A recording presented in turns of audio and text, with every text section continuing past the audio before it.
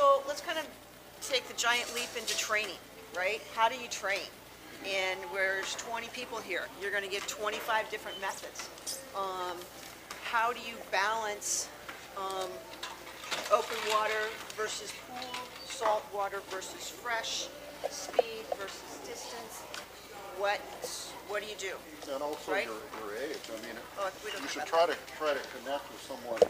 I mean, I at my age, I wouldn't train the same as I did when I was 40. Right. And so I think people need to communicate between people that are training or have done the swim recently at their same age group. But you know, I can say that for my experience, core training, Asha does yoga, and that's a perfect build-up for swimming, because the core, when you're swimming a channel swim, to engage the core is key, because at least I was told this. You can't swim the channel with your shoulders alone; you'll blow them out. So when you're pulling with your core. And I've seen it. I've seen videos of Alison Streeter, and from underwater, and she's engaging her core. That's why she was able to do all those multiple channel swims. So you need to build the core up during the off season, in my view.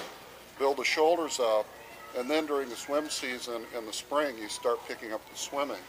You're swimming all the time, but you're really not putting in the multiple miles until you build the core up and your shoulders, and drop the running and all that stuff when you're swimming. You don't need heavy legs when you're swimming. So that's my take.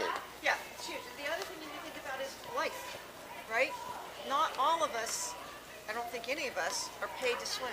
You got to pay the bills. You got to pay the entry fee. You got to pay for your goggles and your suit and your rent. So how do you balance your other part of your life? Sure, the T-shirt says eat, sleep, swim, repeat.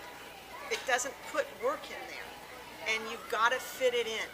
And how you do it depends on you.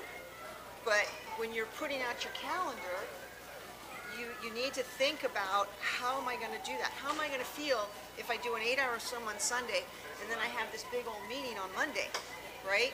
Are you going to sort out the meeting in your head while you're swimming? That might work. But a classic example is a lady came over from the UK over Christmas time, and she wanted to get her 6-hour swim in. And so I kind of did a little training plan for her. And a friend of mine looked at it and said, "This is dumb." She said, "You're looking at it like she's got to work. She doesn't have to work." So, you know, my mindset was different from her. She was here on holiday, and all she had to do was eat, sleep, and swim. So, anyway, it's a balance, right? Talking about core, balance, swimming. It all ties in together. If you have a partner, right? If you have kids, if you have aging parents, how do you balance the swimming with the core and the work and the training? So putting a calendar, if you have a window, right? Putting all your training on a calendar, working backwards from your window is great, but things are going to happen, right? The car's going to break down. You're going to need to replace the water heater, and you may not be able to get your 4-hour swim in. You may have to work overtime in order to pay for the water heater, right? Balance, coordination, flexibility. It may be written down, and some people say if it's written down, you got to do it. Not necessarily so, right? So we're talking about balance between pool and open water, balance between your core and your shoulders or your back, balance between your work and your swimming and the rest of your life, right? And I need to sound like I'm ranting, but yeah, I was going to say, stress is a big thing, because when you work, whatever your job is, doesn't matter where you work, your body sees stress the same as physical stress and the stress from work. So some of the best advice I got when I started training was like, listen to your body. It doesn't mean you stop training or you back off if you're feeling a few aches or pains. You've got to be very tuned. But if you're not sleeping, if you have a low appetite, you're probably overtraining, and just recognize that your body's also reacting to stress in your life. So it's not just the number of hours you have in the pool as adults. This is what's really different from like an age group swimmer or a college swimmer. we're dealing with a lot of other stuff. So just recognize that your body sees stress as the same physical stress and work stress. And just, give yourself some patience. If you're overtraining, you got to back off. You got to take off some of the yardage. Maybe just don't even train for a couple of days. You really do need to balance this. And I think it's a great, what you're saying, Suzie, it's balance, right? It's not just the art of swimming, it's balancing the training and everything else with your life. Because otherwise you create wear and tear, you're going to break your body down, and you're not going to be able to do as much swimming as you want to do. And the thing to figure out, as you just mentioned this, is like, what's the when the time when you don't want to get in the water because you're tired and you're hungry and you've got something to do, and that's normal. Whereas you're not sleeping, you're not eating, you're tired, you're hungry. That's the abnormal. And how each of us figures that normal, abnormal out. When do I need to back off, right, and give myself some rest? And when do I need to push through, right? And there are times when you're going to need to push through, and there's times when you need to back off. And there's not going to be any one person that's going to have the same answer to that, right?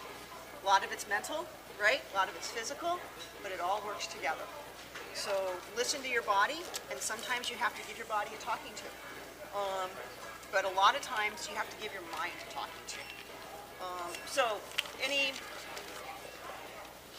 tips? Anybody have any personal ideas? Oh, Simon, go ahead. Really useful with my training is I created a training plan that was quite conservative. So if I was going to the pool, I'd be like doing 4,000 yards in the pool. I would target 3,500 in my training plan, and that helped for two reasons. One, that if I did more than 3,500, I thought, fantastic, I'm overachieving. But it also meant once I'd done 4 or 5 4,000 yard sets in a row, then I'd have built up that extra buffer that if I missed a whole set, it didn't matter, I was still on track. And I think that helps a lot. If you don't set the bar so high that if you start missing it, you get discouraged. Set the bar low and under-promise and over-deliver. That helped a lot. Not too low. I'm classic for setting it too low. So that kind of back into the pool, right? Not every Masters team has a 7 or 8 or 9,000 yard workout. There are some that do, but is that always what you want to do, right? Sometimes, yeah, you want to do 7 or 8,000 yards, and sometimes you wanted to work on technique. You always want to work on technique, but just because you're doing a 20-mile swim doesn't mean that you need to be doing 10,000 yards a day, 6 days a week. But it also doesn't mean that you only want to be in the open water. Yeah, sorry. Do you have to do pool swimming? Or can you just stay in the bay? That's a really, and I need the pool, and I'm saying I need the pool to help remind me of my technique and my kick. Actually, Suzie, do you know, is there anyone that you know that's done the channel crossing that has only trained underwater? Is there someone that I know? That's done I any don't. sort of channel crossing without That's a the- really good question. That's a really good question. I don't think so. I mean, I tapered down in May off the pool and off of weights when I went over in August. Right, but that means you had the winter for the pool, right? It's a really good question. I'm sure there are. You know what? Yes, I do. Barbara Held. I think, yeah. I think that you need to have, well, I worked with a trainer, and we kind of worked out a scheme based on my body and what he thought I could do. And one of the things he wanted me to do is do some interval training in the pool to get faster, because I told him I may have to break through a tide on the English Channel.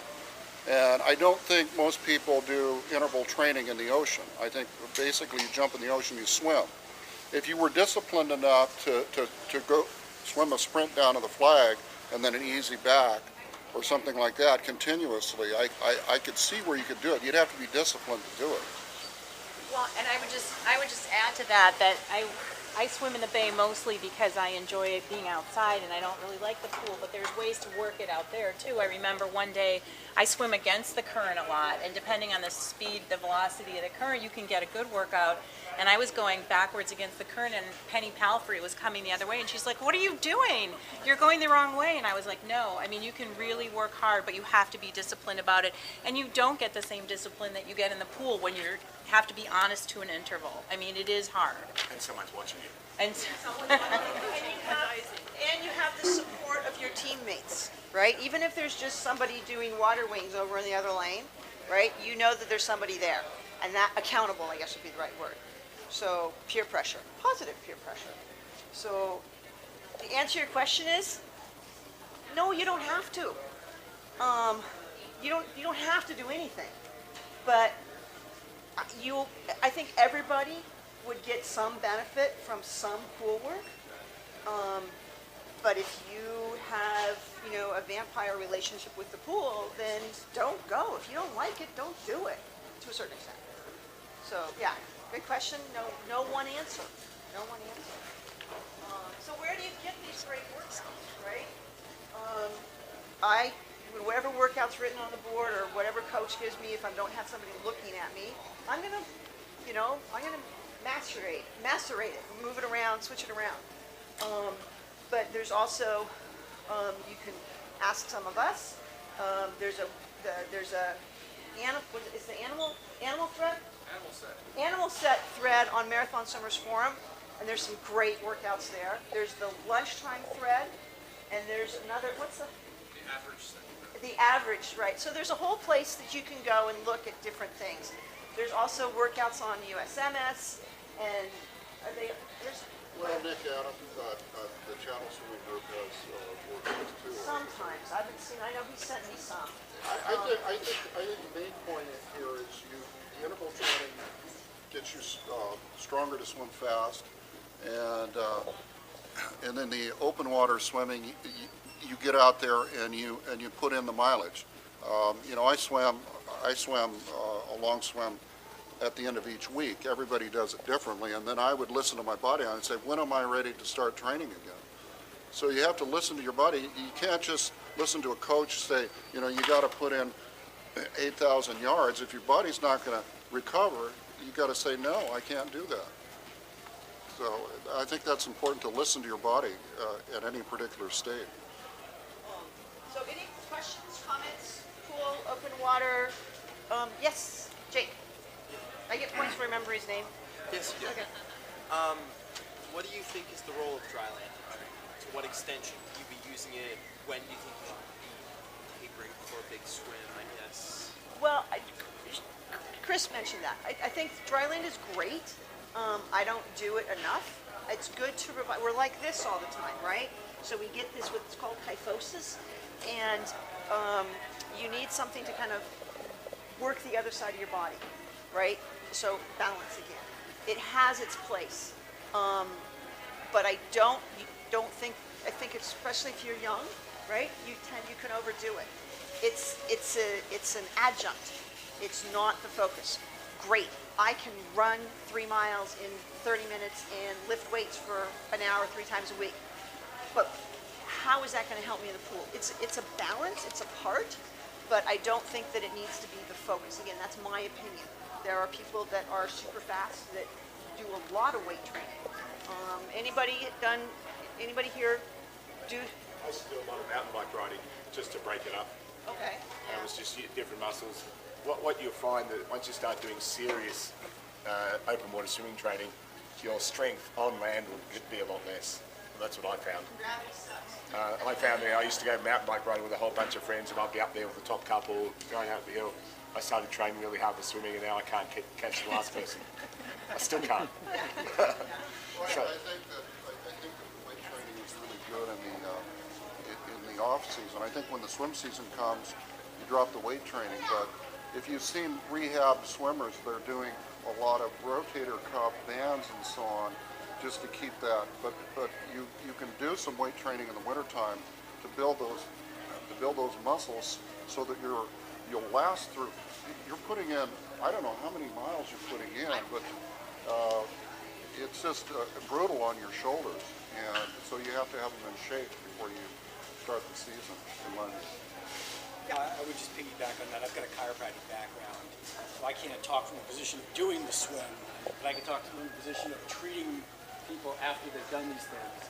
And you need to do enough balancing of the opposite muscles in order to make sure that you don't round forward interfere with the way the stroke is being executed and ultimately injure yourself. So technique also, technique. If you have good technique, it's less likely that you will be injured in my experience. I've been very, very, very lucky and have only had one problem. I don't have a quick stroke, but I have a pretty basic solid stroke, and I really think that technique, if you're swimming with your shoulders rather than your back, then you're gonna hurt yourself. But again, that's my personal opinion. But balance, again, it's balance, front and back. Yes, and I forgot your name. Lauren. Lauren. Thanks, Simon. Simon knows it. Yeah. I just wanted to say last year, so I did with the Tahoe with some of these girls last year, and I was training to swim the length, but I didn't have time.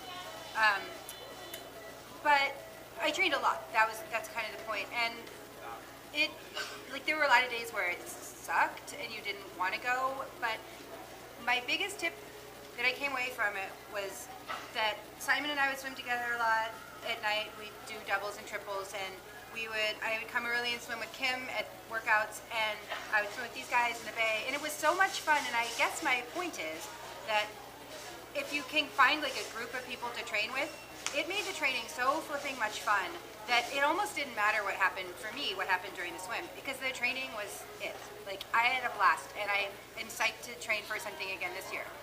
And if you can find a group, or you can find something that makes it, like, the journey being more important than the destination, that was key for me. That's huge.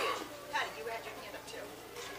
Well, I was just going to add, when talking about the training, the dry land training, one of the things that we do so much training for our big muscles, like our shoulders, you still need to invest something, whether it's yoga or maybe some resistance training, just to make sure those smaller muscles are trained, because what happens is you'll get inflammation and it'll squeeze, the small muscles aren't enough to hold the inflammation, and so you just have to be, so I just say sort of balanced, be well-rounded about some of the dry land training, because you can't just rely on these big muscles. It's too much strain for them, they're going to get inflamed.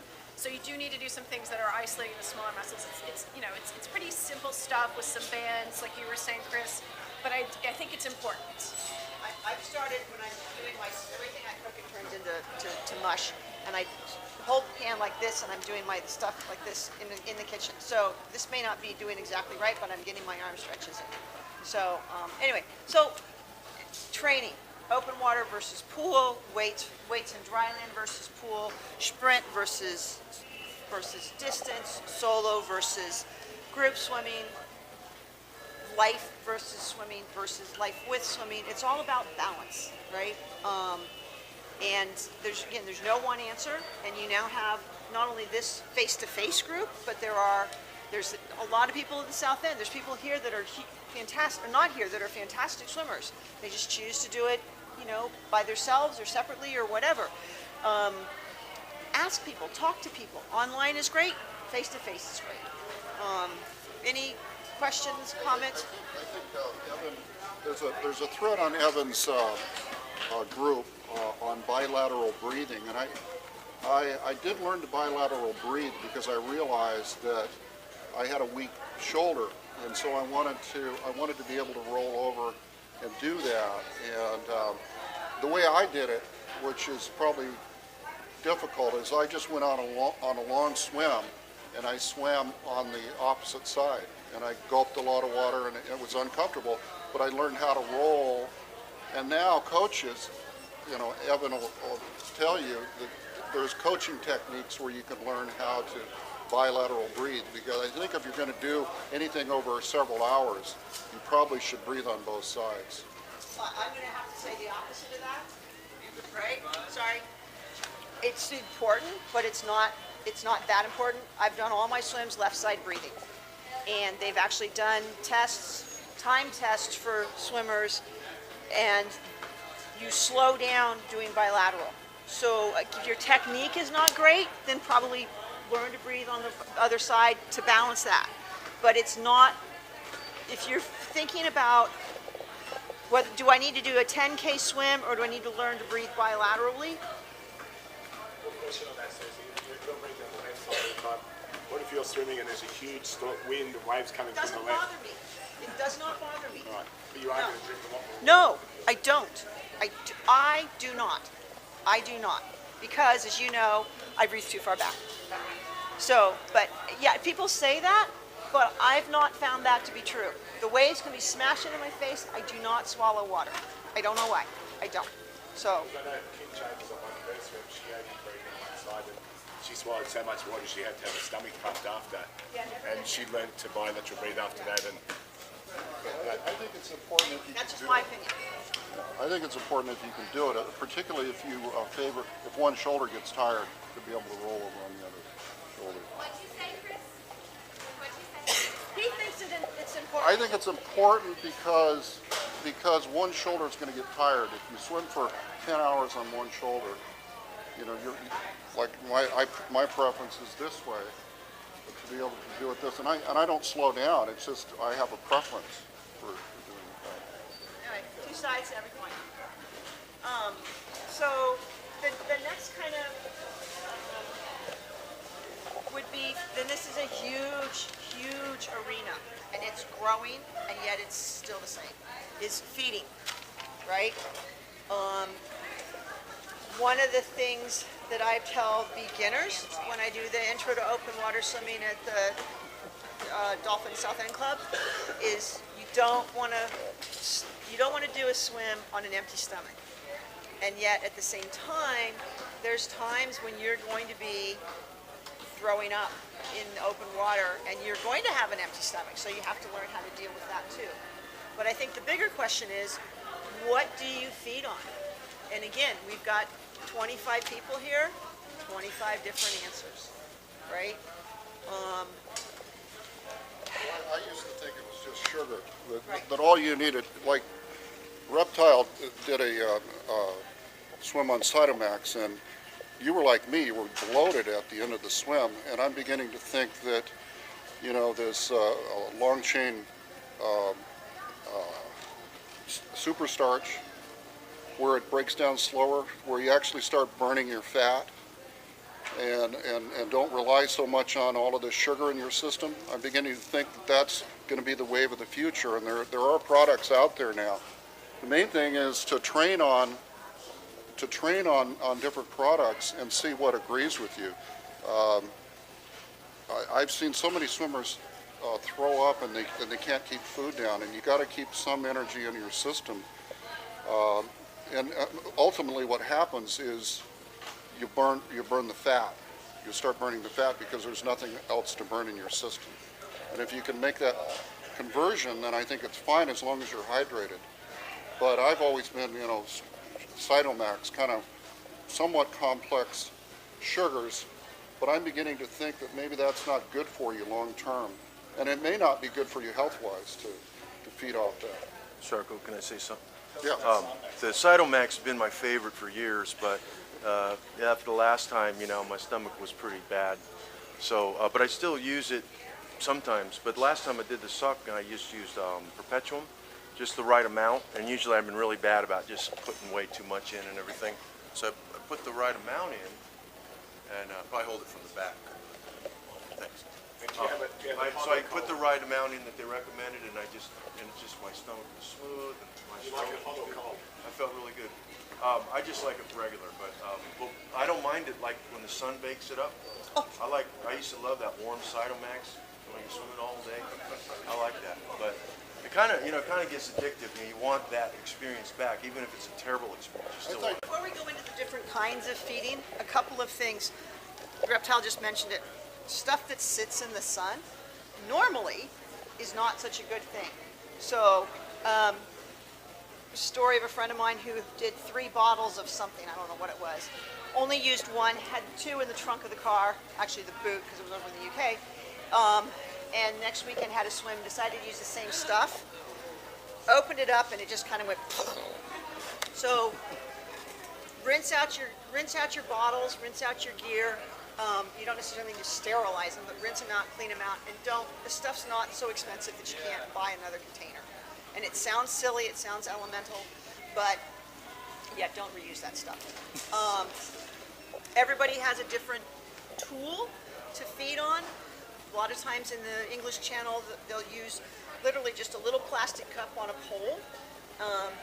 I found that that is great if you're swimming super fast and feeding super fast, but we like the old sports basement bottles. Tie a rope around it, put it on a pole, throw it to the swimmer, they grab it, gulp and go, and then the crew reels it in. The swimmer does not have to throw it back in the boat.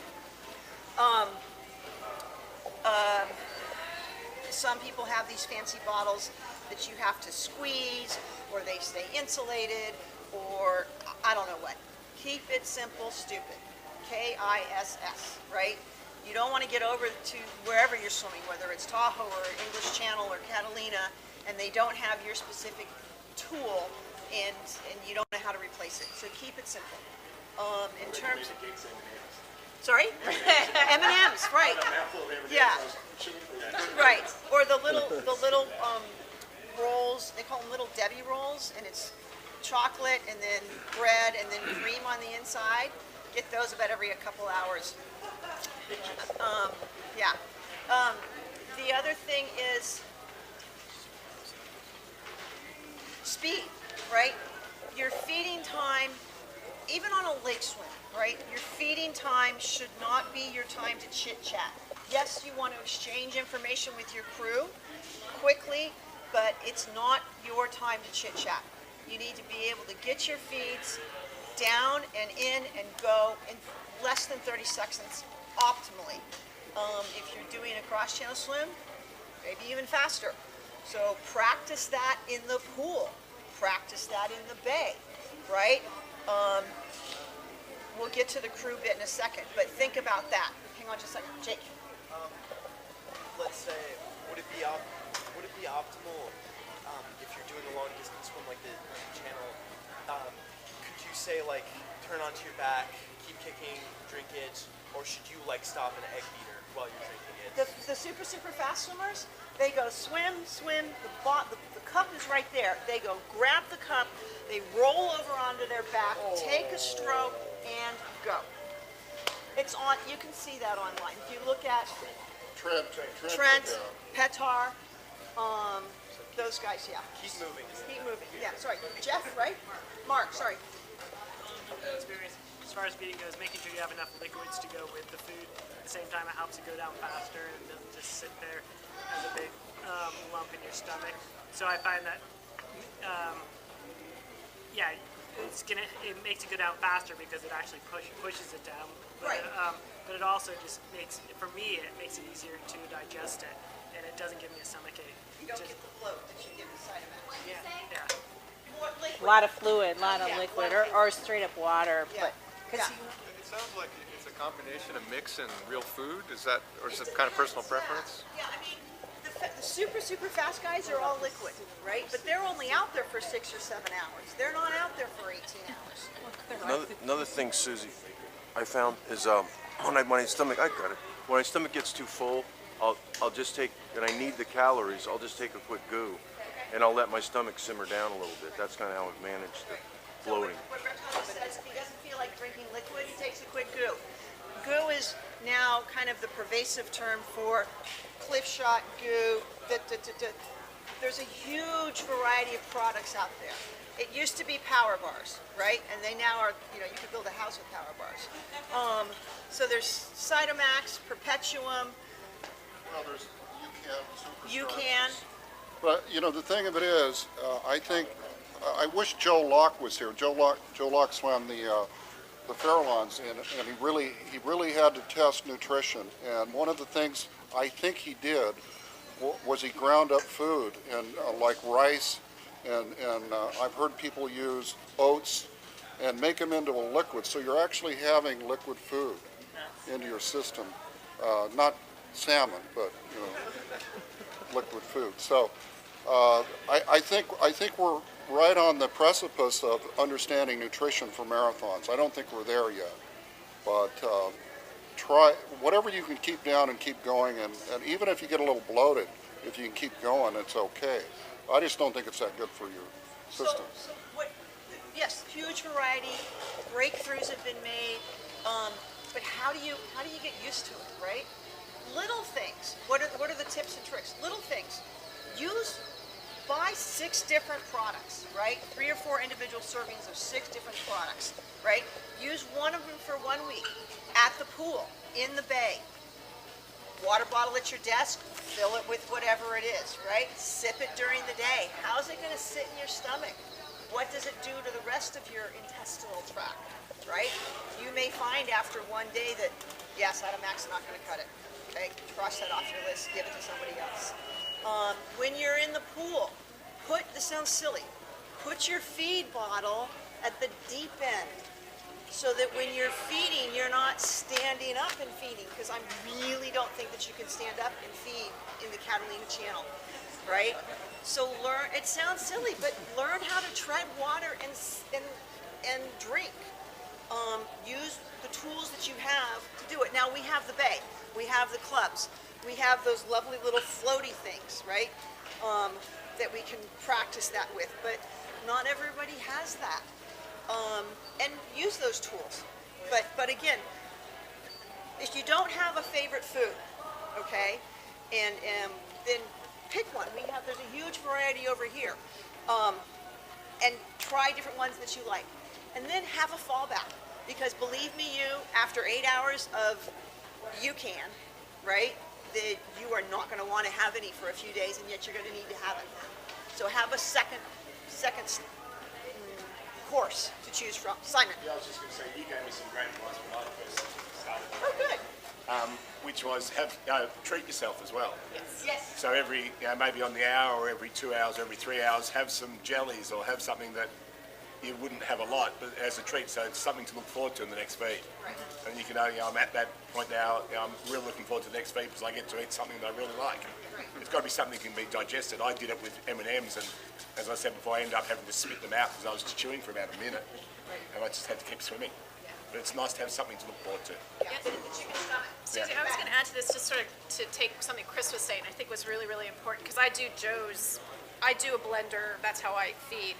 But if you guys don't eat a lot of sugar normally or processed food, you're going to find the stuff over there is going to really be hard on your stomach. So I definitely recommend, again, if you're a person who typically eats a lot of fresh stuff and you minimize sugar, you're going to want to find the stuff that's sort of termed the cleanest, that has the least amount of sugar in it. Or you might even find going to more of a food base where you just put it in a blender. Or if it's, I've done mashed potatoes, I've done everything, and it works really well for me. You also need to keep in mind, since we're swimming in cold water, we're burning more calories just to even generate heat. So if you try to I do a whole formula of like how many calories I'm going to take in and I take that from an athletic nutrition book and I add 20% to it because we're spending so much energy to generate heat. So just be aware of that too, that your body, your metabolic type, how much you need to generate heat is going to be different amongst all of us. And so you are going to have to experiment not just with the food, but how frequently you feed. And then the types of feed. I do liquid every 20 minutes and then solid at the top of the hour, and I do treats like Simon does every couple of hours. And that works really well for me and everyone else. You kind of make your way, but if you can start with sort of a basic premise that you're going to do minimum sugar, a lot of protein, that'll be a good starting point because then you can compare products. Otherwise, it's such a variety. That's interesting. Feeding every 20 minutes was, I feed every 30 minutes. Some people feed every 40 minutes. Every 40 minutes, yep. Yeah. A couple of things about the blender.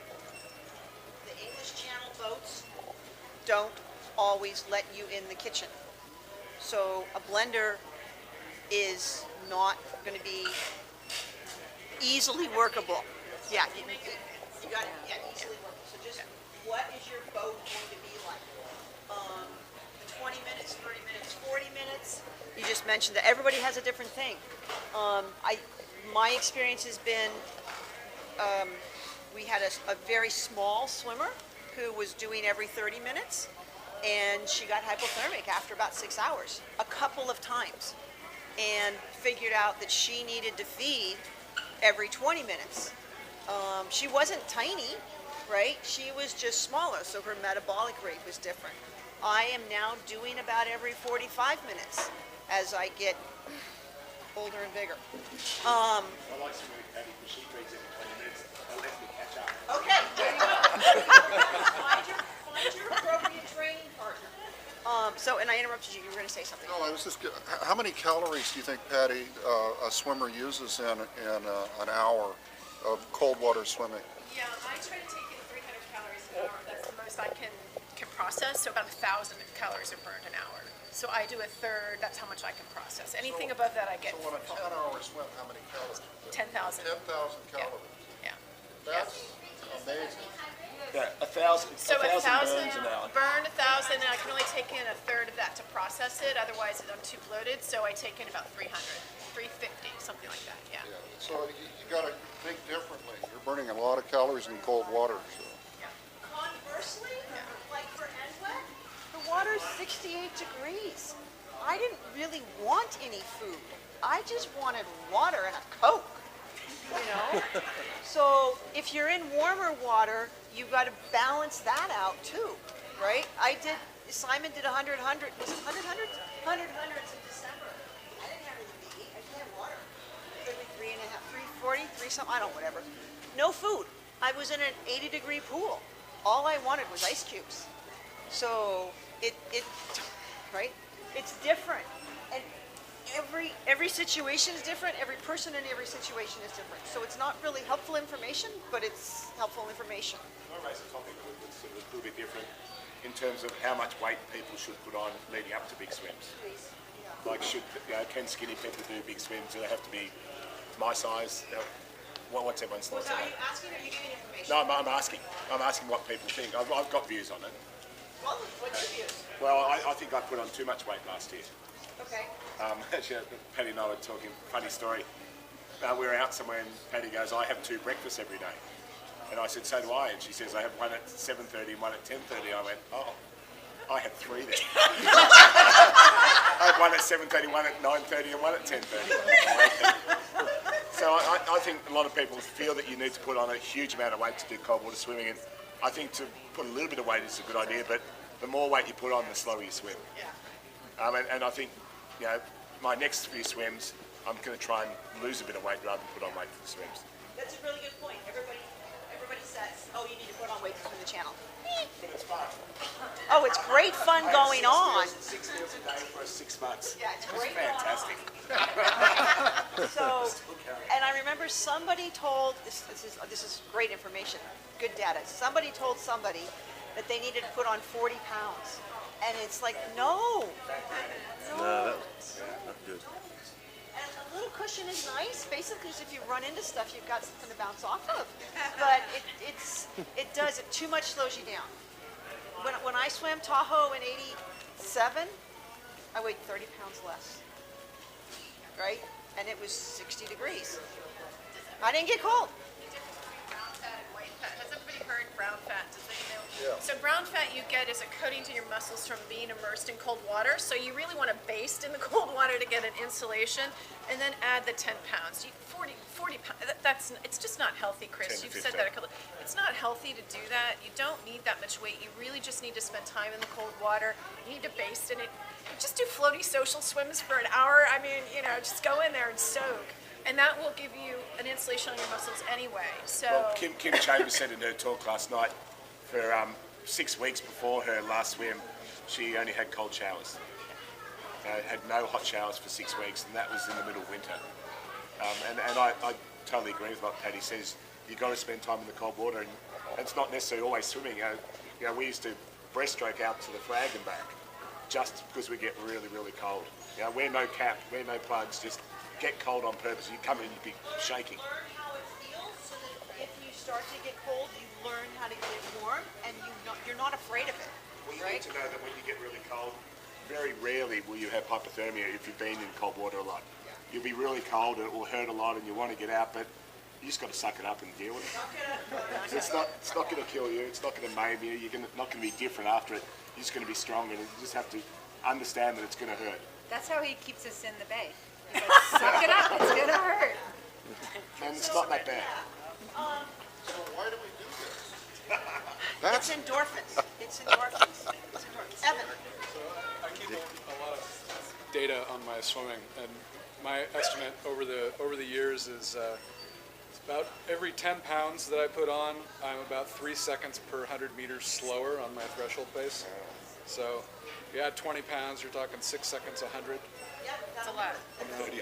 It's quite a bit slower. So. I didn't hold any data. I just sucked it off my head. So, Jake, you had a question? good. Speak up, sorry, I'm deaf. I'm clearing my throat a lot, sorry. Okay. So I guess as a high school swimmer, someone who's, well, I'm a lot younger than everyone else here, I feel like, and Don't be embarrassed about it. and I'm just wondering, I guess, what do you think is my situation with that? Because I guess my training situation is probably very different. I'm on a club team, and I try to swim I swim in the bay whenever I can. I think it's really great fun. But I guess my question about putting on that weight is, how necessary is that? Depends on how fast you are and what temperature you're used to. Yeah, so the question is, how much weight can he, should he put on? His training situation is different. He's younger. He's younger. He's younger. Yeah, he's younger. Yeah, you'll find that sweet spot, right? When you start doing, if you start doing 4 to 6 hour swims, you're gonna want 6.5 hours, right? And you won't, right? The only challenge to that is if you're trying to be really, really tall, he struggled to put on 5 pounds, right? Okay, so you're just gonna, peanut butter, ice cream, stuff like that that's very calorically dense. So to kind of wrap that, we could go on for this for hours, Barry, yeah. I just wanted to see what is the ratio of protein to carbo? Is everybody different? Yeah, I'm perpetually have more protein, right? If you read that little handout I passed around, it's basic nutrition. For the molecules to be efficient, you need a little bit of fat, you need a little bit of protein, and you need carbohydrates. And so I'm not a scientist, I don't know what the proportion is, and that's why I thought Reptile was feeding on Cytomax, which I did on my English Channel swim, but I did put whey protein in it. And whey protein has fat in it, so I think I got the nutrition. But I would say put in some protein powder into your drinks. It would be better for you nutritionally, because you're going to be out there for 10 hours. But not for a 2 hour swim. Yeah. I would just say one other thing too is experiment with the temperature of your feet. Somebody mentioned it. I like my feet warmer. It makes it more complicated for the crew. It adds another element of something to add in there, but it's nice to have warmer feet, and it sometimes makes you feel warmer. I had my pilot crew heat my Cytomax up at night because it was getting the air temp in September last year when I swam Tahoe, pretty cold. So, but sometimes they got it scalding hot, so you got to watch that. Yeah, make sure it's not too hot. So, again, feeding, balance, variety, a lot out there, a lot of different ways to play with the same stuff. Asha. It's kind of a transition question, hopefully, to another subject, but do the people that have swam marathons, do you use scope all the time, or can you get by with just swishing your drink first and spitting it out? I've never used it except on the Great Salt Lake swim, and I probably shouldn't have, because you clear your mouth out and then it starts all over again. Just, again, suck it up. Okay. It takes on a channel swim, where feeding time can be of the essence, you're not going to die. It may be awful and your mouth may peel, but it's okay. There you go. I think Simon likes his M&Ms. I like my scope. It's like a treat. Especially when I did the Tampa Bay Marathon swim. It's really salty water down there, and I have swished with scope every hour, and I would look forward to it. I mean, get up to 45 minutes, 15 minutes until scope. So I really look forward to it. I'm like Evan, and I would have chocolate after my scope. So I had like a little minty chocolate thing going on when I sprinted out after the game. So it's worthwhile, because I've had my tongue peel. It's not pretty. Like to the 8-year-olds, little boys that I showed it to, they thought it was the coolest thing since sliced bread, but everyone thought it was disgusting. So it prevents some of that. Does it moisturize your mouth, or is it? It gets rid of breaks down the salts. Yeah, that's later. In a long swim, so that you know that you're hurting, but you're someplace else. The other thing is, we haven't talked about visualization yet, and I think it's really important to see yourself doing the channel before you get there. Like maybe a week or two before, visualize yourself getting in the channel, jumping off the boat, swimming to Shakespeare Beach, and then starting to swim. And the night before, day or two before, visualize yourself completing the swim. See yourself crawling out on the French shore, successful. If you can do a visualization like that, the likelihood is you're gonna finish the swim, unless the weather's bad. So, and that was something that my trainer and I talked about, and it was interesting because my visualization was actually almost exactly the way it happened. So, the mind is really a powerful thing. So, think about visualization. Patty's fire log. Right. I think when I start to get cold, I think about my fireplace, right? My fireplace. So, yes, Candy. Something I learned about visualization to tag on to what you're saying is, I actually learned this when I did my first running marathon, if that's okay to bring up, but. Gravity sucks. Right, but the idea that if you, well, for that, I did every part of the marathon first, right? So I had vision, just like you're saying, vision the thing, and that your brain actually thinks you've already done it. So if you envision it, like you're saying, that whole scenario that you said, your brain then thinks it's already done it, so it's like, I've already done this before, even though you haven't. Just like Harry Potter. Exactly. Sorry, that was a it's duplication, true. but yeah. It's true. Yeah. Well, and that's And why, it works. That's why extreme athletes do a lot of visualization. It works. So, No way that help too is when you're coming on the beach, pretend you're going to the beach. And when I train, I like to train going to a beach. Like the other day, Mad Brad and I did Point Bonita, and he said, "Come on, Brad, you got to come up on the beach." It's all rocky. He was having trouble. I want him to walk out under the dry rocks because that's what it is. You got to get out. You can't finish in the water. You've got to get out of the water. So it's really neat to visualize that and practice it, because you don't just want to swim all the way and then have somebody disqualify you because you can't get out of the water. yeah, visualization is important. It's definitely, and I think a lot of the part of the wonderful relaxing aspect of open water swimming, even pool swimming, is we're so inundated in our lives with the iPhone and the computer and the GPS in the car and data, and this is taking that all away, and it kind of, I think, slows your brain waves down. What's that book, Blue Mind, Blue Journey, right? Your brain actually slows down when you're in or near water, and this kind of is the antidote, I think, to some of that. So, kind of to try and wrap things up so we can get out of here in time and have a chance for chatting and moving around is, we've talked a little bit about balance in our life and balance between the stroke and the pool and the open water, the fresh water and the salt water, technique versus distance. We've talked about the varieties of food or feeding available, the tools for that. We've talked about some of the mental aspect of the, for some people a 10K is a super long distance. That is the traditional marathon distance, is 10K, up to whatever. And the different tools available to us, how to deal with and face failure, and face and deal with success.